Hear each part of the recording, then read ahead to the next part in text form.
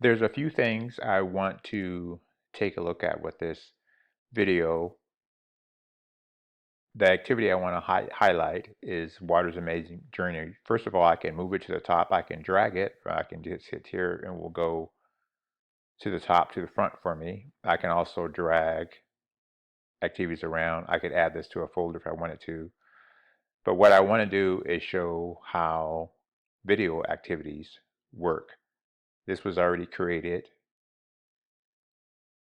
What you'll see here on the third page, let's do it as if we're a student. I'm going to grab the student link.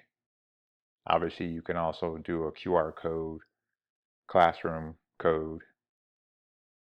You can also post this to Google Classroom if you wanted to. You can post this activity to Google Classroom.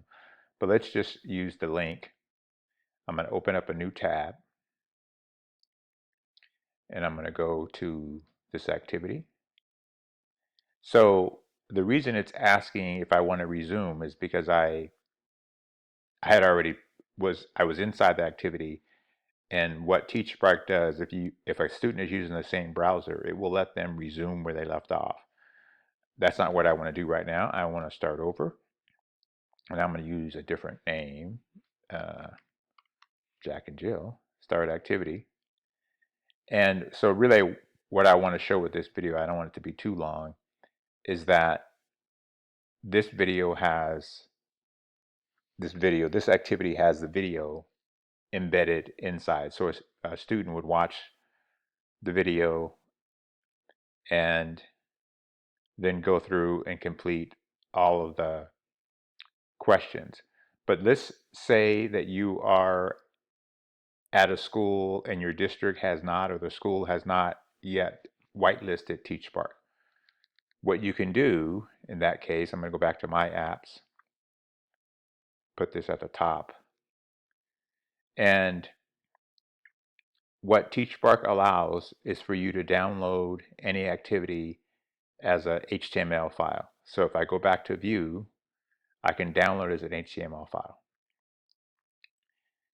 I'm going to save it, and then I'm just going to actually open it right away. So here's the same activity. Sometimes when you do this, it does not pick up the video.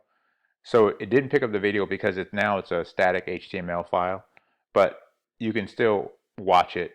Obviously, just click that and you will go to the video. But really what I want to show is, so a student would still be able to access this even if TeachSpark is not whitelisted yet. So what you want to do next is, I'm going to go back to,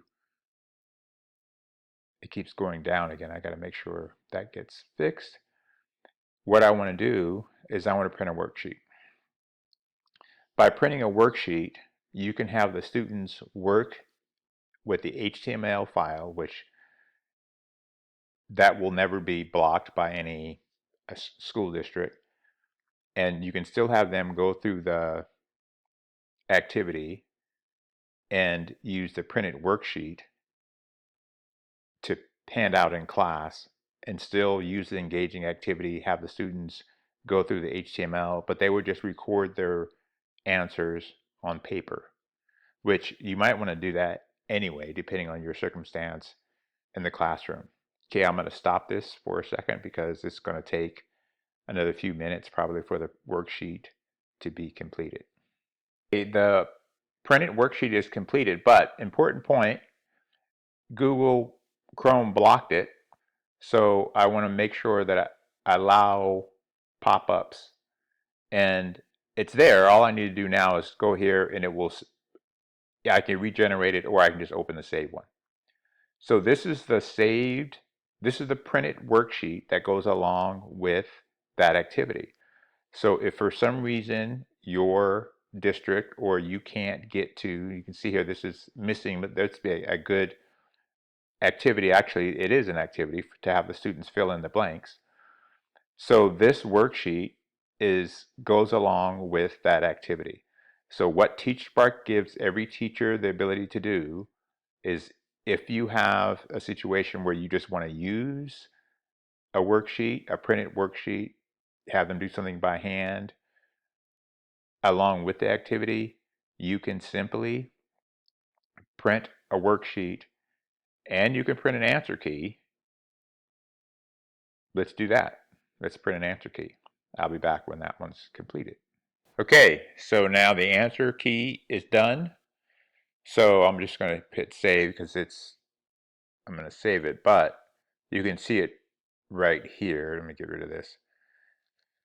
So this is the answer key for the activity. And obviously you can print this out, but so for the teacher, so it TeachSpark will grade this in the background anyway, but if you have a printed worksheet, obviously it won't grade that, but a teacher can very easily have this available if they want to do the printed version. Here's the printed version for the student, and here's the answer key. So again, part of the reason I built TeachSpark is because I was getting lazy.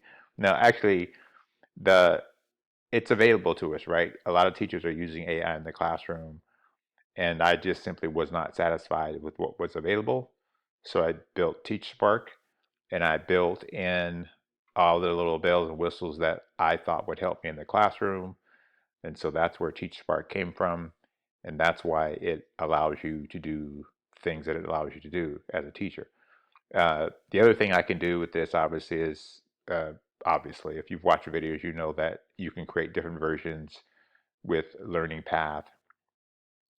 Anyway, so that is using TeachSpark if it is blocked, if it's not whitelisted yet, and also just shows you what happens with a video lesson.